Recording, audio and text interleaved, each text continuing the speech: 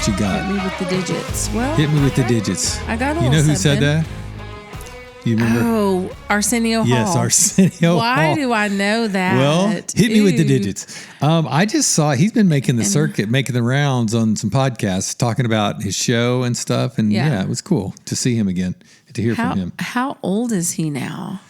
Older than us? Oh, yeah.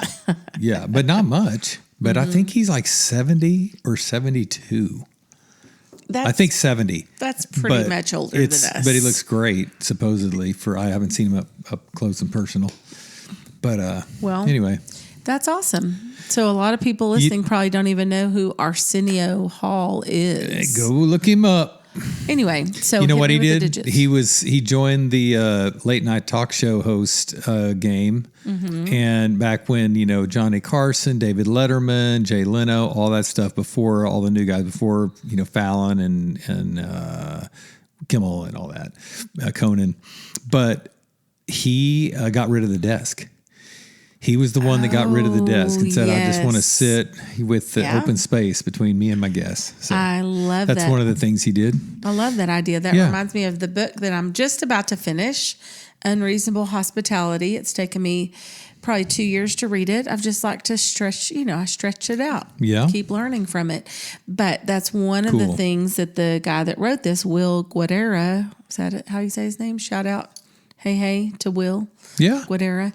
He wrote the book and is a restaurateur and talked about removing the maitre d' stand, like when you go into when we go to so it's not us and behind and them, it's all of us together. We don't have the barrier. I was going to say we don't really go to many places that have a maitre d' stand, but really no matter where you go, when you go out to eat, there's some kind of like a little stand or desk where somebody stands there, and we're so used to it. But his point was removing that barrier and just having someone there to greet you when you walk in, and going even further to say, know the people that are walking in that have had reservations, and their names, what they look like. Cool. You're able to greet them personally. Anyway, I thought that was cool. But that is not what I was going to talk about today. All right. What were you going to talk about today? By the way, can I just jump in? Yeah. Do you know what I love? What? I love playing the guitar and playing the piano.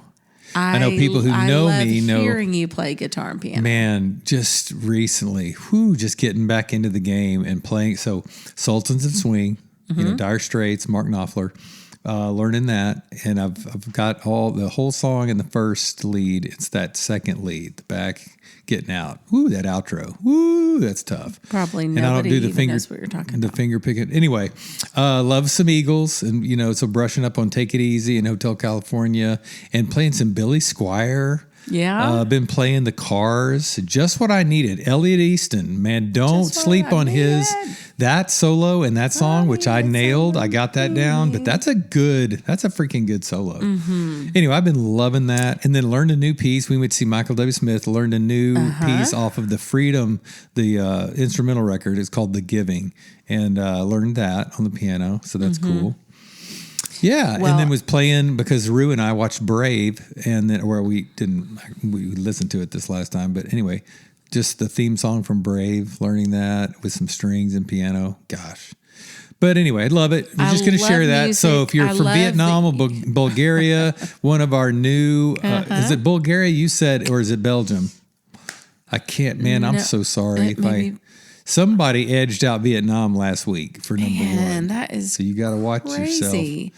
yourself. I love it. I love that people are listening from all over. So thank you. Me too. Thank you for those of you who take the time to listen. Yeah, thank you. We hear from some of you, which we love. Maybe something funny that happened. We heard from someone this week that said someone had pushed a button on her phone or something and had double timed her podcast to where it was played one and a half times. You came on speed. And you were blah, blah, blah, blah. I think you talk fast anyway. Yeah. Okay, I'll slow it down. She just said double time was hilarious. So I was cracking up. She was like, really? Do you think they're not talking this fast, are they? And then all of a she looked down sudden and she saw the realized, oh, okay. 1.5x or something like that. Anyway, so thank you for those of you who listen every week and who notice. I think we may have only missed like 1 week of doing a podcast. Sometimes we'll re-release one, but even those of you who've noticed when we don't release one, sometimes that'll happen where we, just take a week off or whatever and take a breather. All the popular ones, they skip weeks. Smart List, they'll take off. And I mean, things come up. We've been busy in April. We had a lot of life. We're now in May, but man, lots of stuff every weekend with 3 weddings and a built to last marriage workshop. Yeah. But I've even been thinking about changing the frequency, and maybe not doing them every single week. And I know those of you who tune in faithfully, we appreciate it. Just maybe let us hear from you if you would be sad if we weren't there. If you'd miss us, let us know. But anyway, we're going to try to keep it up as much as we can. Don't run out of stuff. There's some new topics I want to get into about how our current culture is affecting people, how it's affecting marriage. I mean, I know that's so broad, but I don't even want to blow the couple of things that I want to talk about. Things that are getting really, really big in our culture and how it's affecting marriage. Just some of the lies that people are buying into and how it's literally destroying marriages, families, the people's desire to have kids, people's desire to be with a partner and to have a family and to risk being married. I mean, it's hard. I get it because of all the wounds. But when we get wounded, instead of healing the wounds, societally or culturally or personally, that's really big. We let the pendulum swing many times to the other side.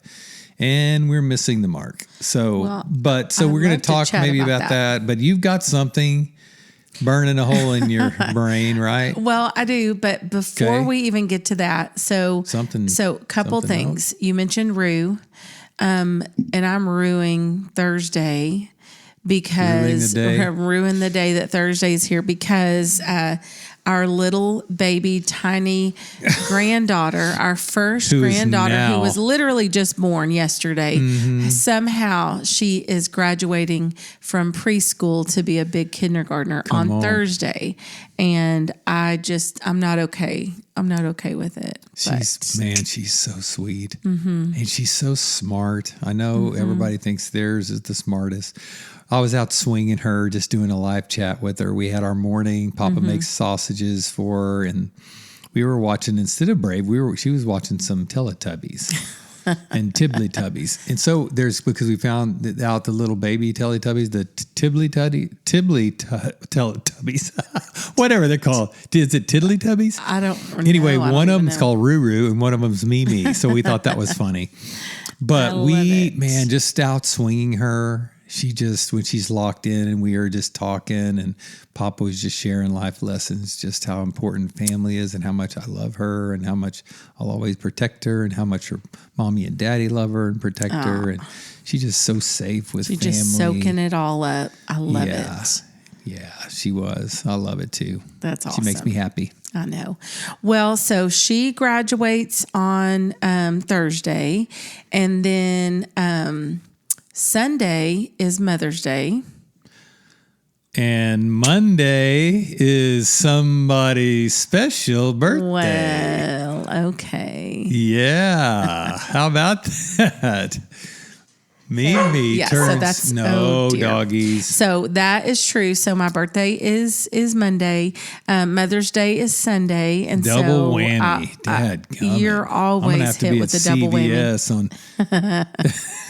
You got to buy a birthday card and a Mother's Day card. CVS, anyway, here I come. Hey to all you moms out there, and all you that are that this may be a hard Mother's Day for you. I'm thinking of someone I know that just lost their mom, and I lost my mom years ago, but every year it just kind of hits me like, okay, I would be buying a card right about now, or I wonder what I would be buying for my mom for Mother's Day, Yeah. and same for your mom. So we always miss and love our moms and think of them all the time. But the memories get fonder the older you get too.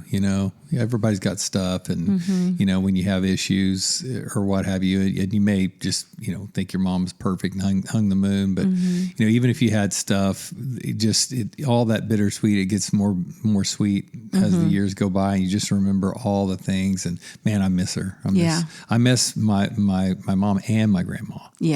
Yeah, me mom. And looking at our daughter and daughter-in-law that have all of our grandbabies, and just the incredible job that they do. Great moms. Raising all those babies, and I call them babies. They're 5. We have a 5-year-old granddaughter, and then 3 3-year-olds. And then 1 on the way. And so let's save the honoring, but we love you and we honor you, moms. Let's maybe save that for the next podcast. Okay. It'll be coming out right after Mother's Day. How you good with that? That's great. I was really kind of done with that. Oh, okay. It was just a little, little hey to mamas. But no, one thing that today I just kind of got still for a minute, and I thought, man, what would be what's a good thing to talk about for the podcast today? We've got all these subjects that I've got in my notes section, but we usually kind of rely on, so what's happening right now? Okay. Yep. Go ahead. Yes. Go Squirrel. Right. I just thought I don't want to interrupt you because once you get into your thing. So before we jump into your topic, I can't wait to hear, because this is a surprise for me. Were you going to talk about it all, Lucky Spur? No, I actually thought about that a minute ago, and then I want to, because people still ask, like, what do y'all do? And even on our long haul marriage banner that we have a cool little banner, a poster that we put up behind us when we're at those tables. It was a vendor fair, and so it's for wedding vendors, and so everybody's coming there looking for people who make desserts, cakes, photographers, videographers, the light, the camera, the little photo booth, anything and everything. One nice lady we met, name's Rita, and she's actually starting a children's concierge business. Yeah. So keeping kids, if you need childcare at your wedding venue. Anyway, but ours, we say, couples workshops, and we say counseling, coaching, we say intensives, retreats, workshops, but we don't even say wedding efficient. And we say premarital counseling. That's the top one. Yes. But and the reason why I wanted to mention that, because we met, obviously people were all walking around and they're like, hey, what do y'all do? So we believe we have booked 2 more couples. And man, it's already busy. I think we've logged in so far 13 weddings for 2026. But we may have added 14 and 15, and then 1 for 2027.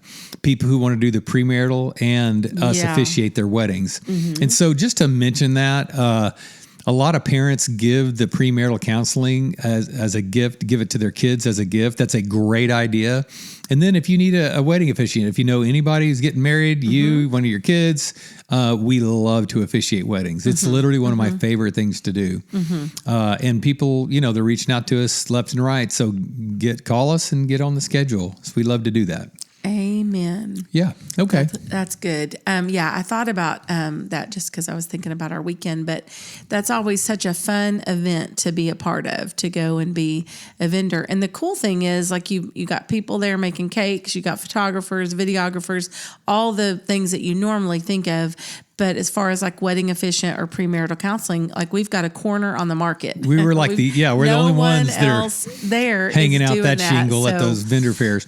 Yeah. Well, hey, tell them about the one mom who's about to be an empty nester, and she's marrying off her youngest daughter. That's what made me think about that. So there was a sweet lady that we met, and she was there with her daughter and future son-in-law. And so as we talked about like the excitement of them getting married, and she talked about that being her just kind of an exciting thing, but also at the same time kind of hard, because just this was her last baby, moving out. And so the whole empty nesting thing, and as we call it, open nesting. But anyway, as she just kind of shared a little bit like, well, this is like harder than I thought. It's funny because I just barely just asked like a couple of questions or just listened, heard her and, kind of just validated what she was feeling and saying, you know what, this is like, it's okay. Like, this is exciting and it's hard. And it's okay that it's both it should be both. It should be happy and it should be hard at the same time. Yeah. And, that means that was really something special. And she said, well, I've had 5 and this is my last. And so as we sat there and talked for just a minute, she just started tearing up and crying just about, she can't believe it's already over and her kids are leaving. And I said, and sometimes go ahead. Sorry. Just, how sometimes in your marriage, you look up the last one leaves and you're like, oh, hi, who are you? And sometimes it's a great thing. Like, it's exciting. Like, oh, wow, we've got this time on our hands and we're not running kids here, there, and everywhere. And it's only us for dinner, but also that it's, can be like super quiet.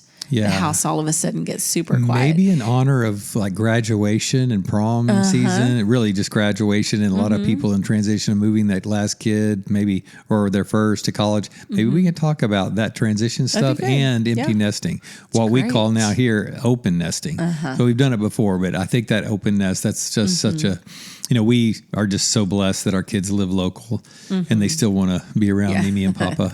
So, hey, free childcare for them, right? So I think sometimes we don't talk enough about when things are hard and they're exciting at the same time.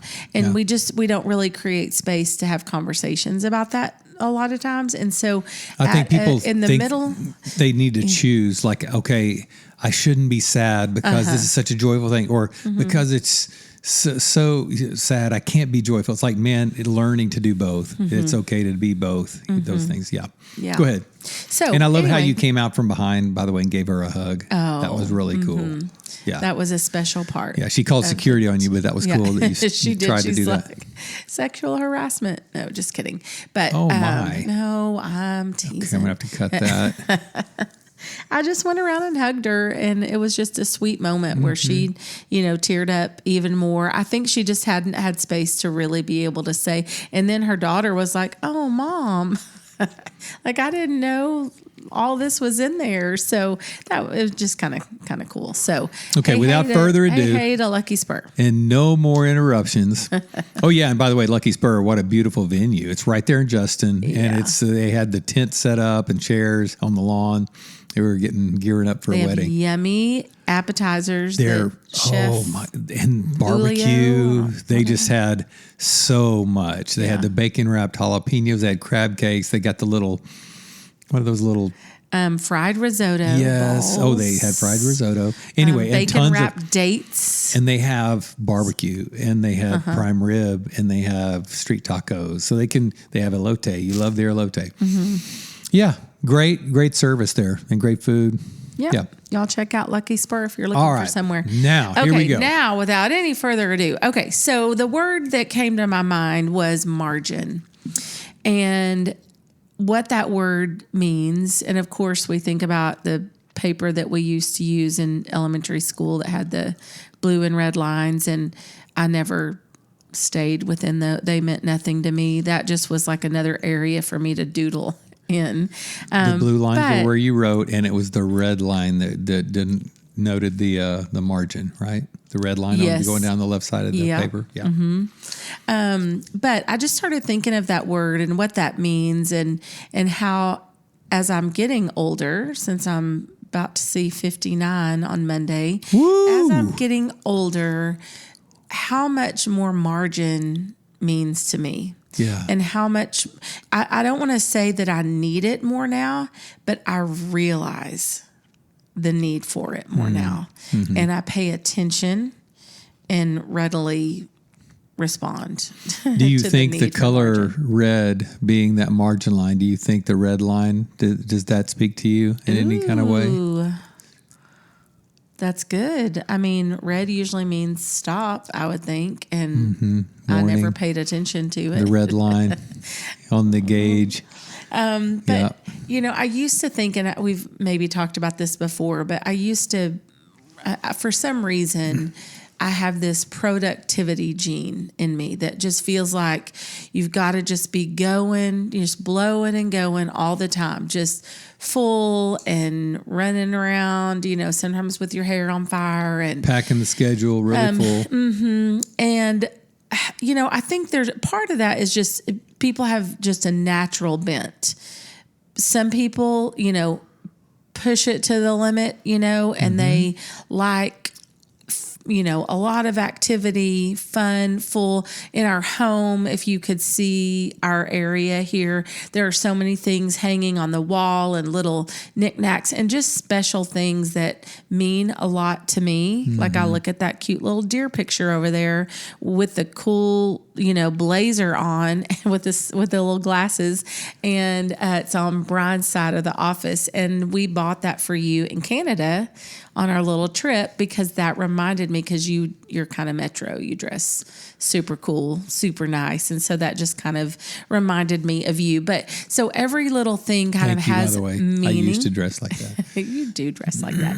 So things just carry meaning for me, and so I'm like, I just want stuff, just stuff everywhere, because it all just is special to me. La la la.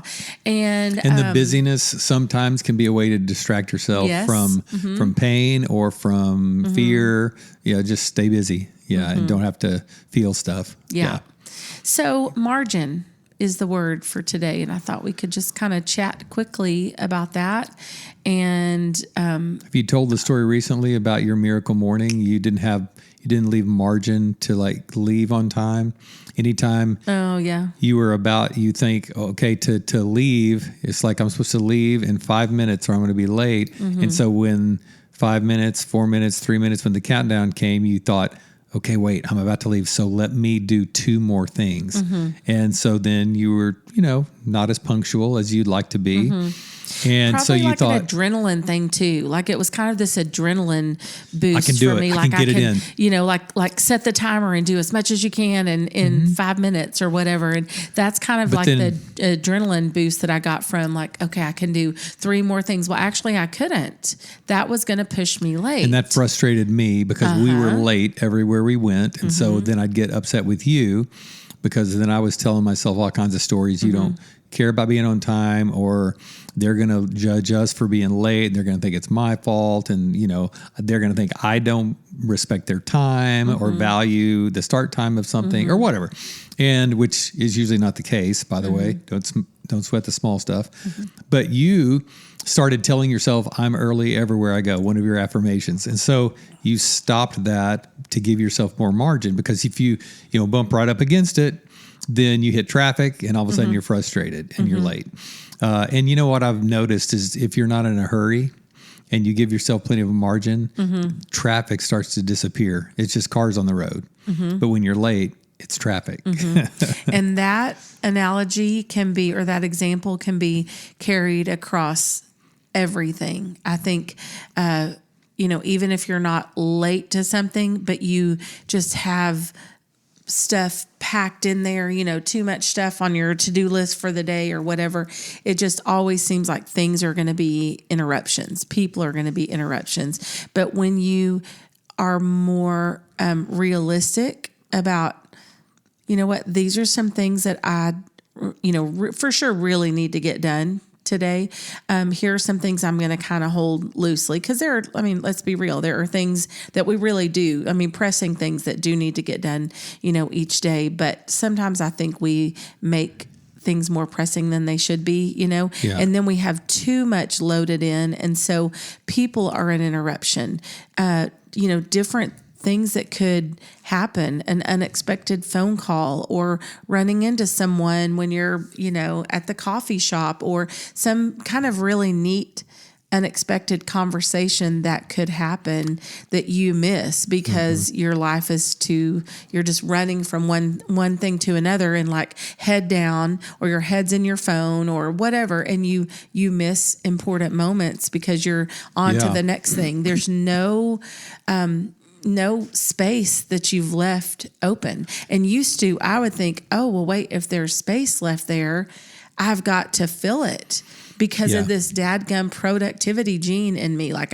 surely something can fit in there, you know? And many times when we have a plan, like here, even if you've given yourself time, when you have your plan of what you want to accomplish, like it's your agenda, it's your to-do list, your priorities. If you're never open to those interruptions, it's kind of cool to start allowing yourself to just kind of go with the flow and just see what happens. If you open yourself up to like, I don't care if I don't get my thing done because you know what, this person just came in totally, or this situation interrupted. Hey, let me just shift. Because if you get frustrated, I mean, then it's like, no, you're bothering me. You're in the way. You're annoying. You're irritating. I've got to get my thing done. That's the way, once I'm interested in something and then I go head first, we were just talking about this, the way I work, it's, man, I don't want to be, if I start something, I don't want to be interrupted. It's like if I'm doing a home project and all of a sudden it's time to leave for something, it's like, dadgummit, I want to finish this thing. I don't want to leave something half done or almost done. Talk about, you were just talking to me the other day, that deal you have that if you do something, you're always thinking, I need to be doing something else. So you couldn't just enjoy being in that moment, and how you're getting better at just saying, you know what, if I'm jumping on the mini tramp right now, or working out or doing yoga, instead of thinking, I need to be starting dinner, I need to be doing, laundry, or I need to be writing some cards. It's like, no, let me enjoy this. Talk about that, because you always had that, right? No matter what you were doing. The best way that I can describe it, or I guess the word that would sum it up, is this restlessness. I had this restless spirit that if I was, sitting down working on the computer, I'm like, I should be moving. I should be working out. Well, if I stop for a minute and go work out, I should be in there, doing whatever, starting laundry or getting dinner started. Or, I should be working on, getting emails sent out or things updated in our spreadsheet for long haul. I mean, and I know so many women, things. So many wives and moms especially can relate to that, because you are juggling so many people and so many tasks in your world. So that mental load that we've talked about. So that's an easy thing to get, I think, start to become kind of feel like a bug in your brain that, oh man, I should be doing something else. So how are you tackling that? And by the way, I don't think people that know you would think you're restless. They would think, man, she's so good at just being present, being in the moment, especially when you're visiting with somebody. They may feel like they're the only person in the room. They're the only thing that matters right now. But so even when you're talking to people, do you have that thing, I could be doing or should be doing something else? When I'm talking to someone, I'm usually all in.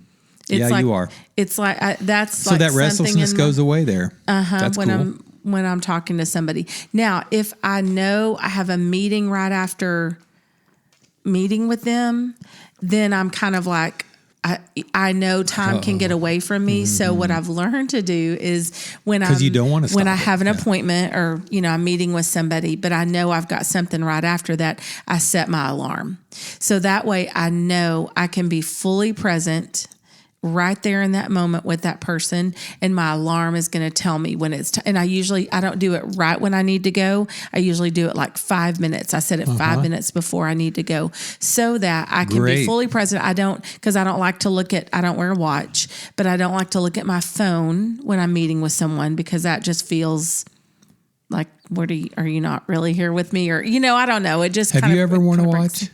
I've not really ever worn. Whenever I was in high school, I wore swatches. Yeah, remember a swatch? Swatches. Yeah, Heck I had a swatch. But with your Jordache jeans, yeah, your Gloria Vanderbilt. Yeah, my candy shoes. Anyway, so when I'm with a person, I'm fully present. But so go back to the feeling like you should be doing something else when you're doing something. Yeah. So I think for me, it was just the realization of like, this is a thing. Like, this is making me feel like I can't really ever appreciate the moment I'm in because I feel like I should be doing something else. Yeah. And that should, like we always tell people, quit shitting on yourself.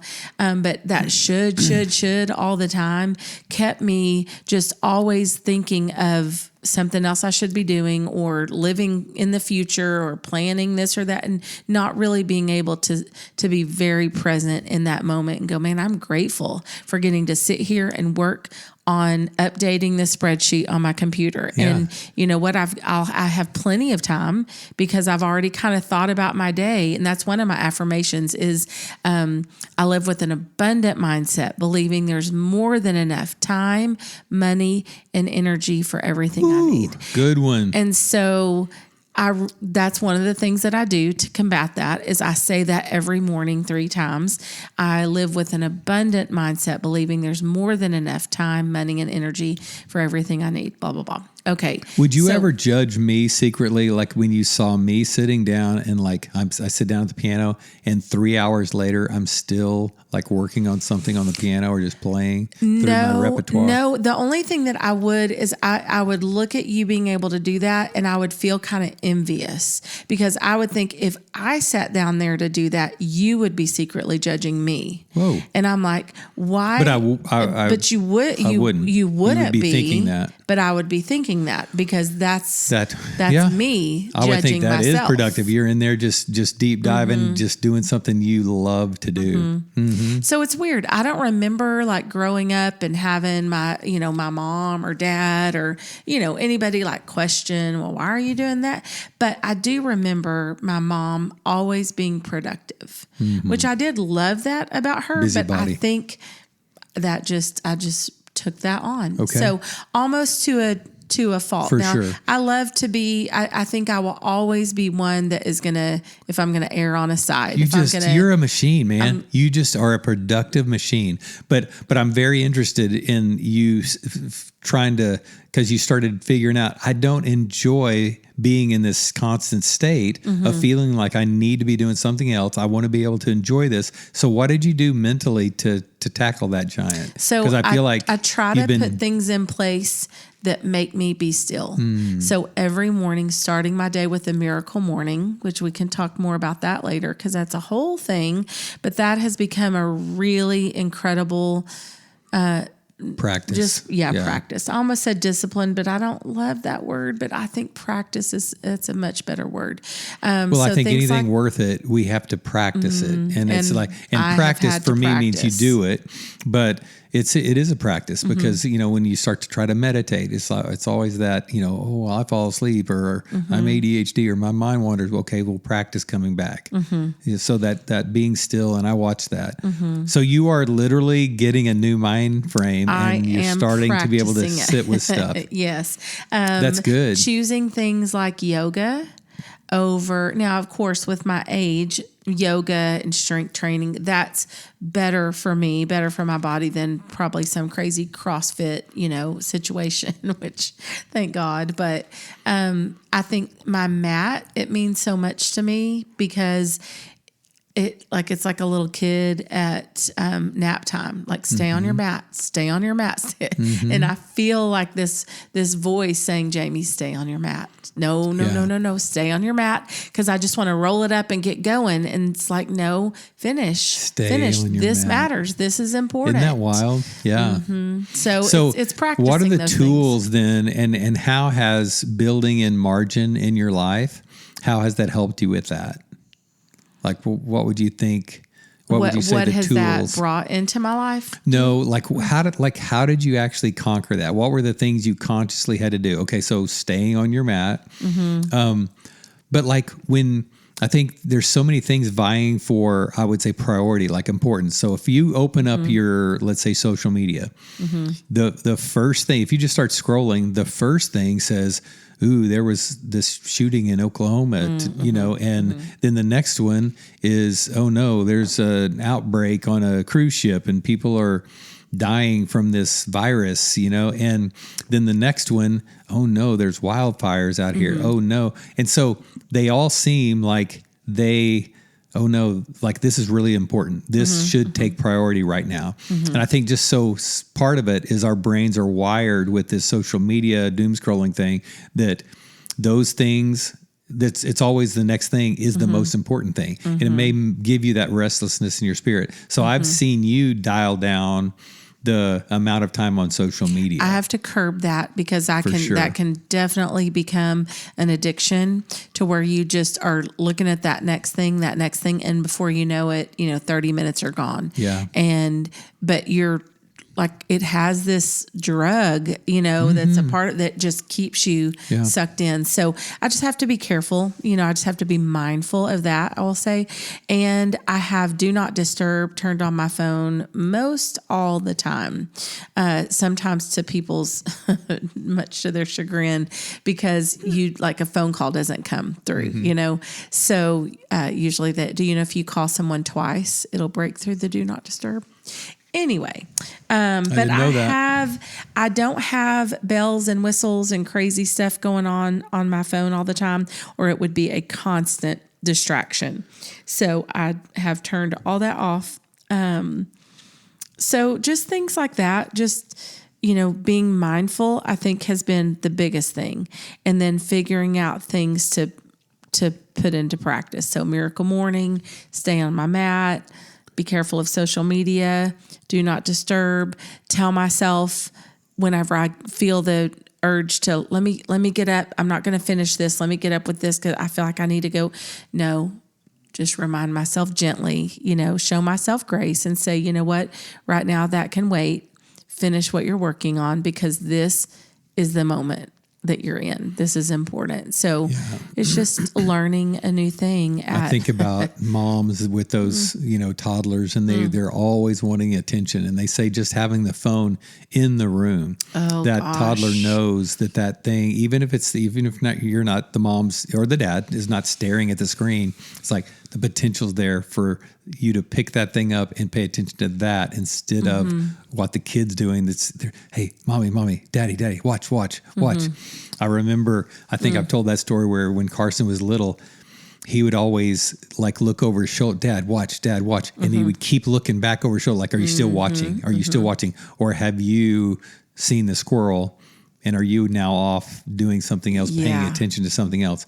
And so it's really telling yourself the time that you're spending in those egg chairs with your spouse talking, watching the sunset, this is good. And when that urge comes, I need to get up and like, why?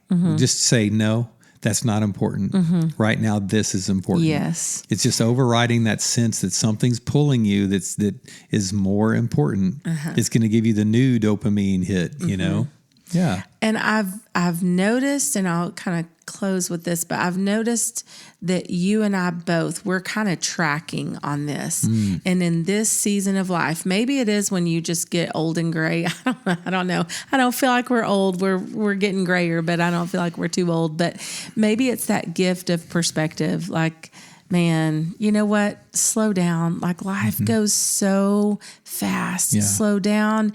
Enjoy the moment. Create spaces to feel, to process, and to express emotions, to just be quiet, to be creative, to think, to feel. Like just, it doesn't have to be filled. Like sometimes you can just sit and just look out at the birds and the trees and the hummingbirds. And maybe that's just a gift of getting older. Yeah. But I think you and I are in a really, really super great season that feels healthy, sustainable, full of joy. Yeah. And I'm loving it. So that word margin. You talked about the two Marys, that story of Mary Magdalene versus Mary and said, Mary, you're just busy with all kinds of stuff. And this Mary's chosen the better, just sitting at the feet of Jesus. And so many times it's that, and it does go back. You said perspective, also just trust. Like if you trust that God's given me my manna for today, and you've been out gathering your manna. So you know what? I've now gathered my manna. I've had my sustenance for today, and he's going to provide more tomorrow. So I don't need to go out and chase and store. And, I need to get more. It's like, no, it's going to be there tomorrow. And so I'm going to trust that. So this moment, maybe it's not laziness when you need to recharge because you've been deep diving and you've been busy, you've been working. It's like now you can enjoy this time. It's rest, it's recharge. Yeah. Yeah.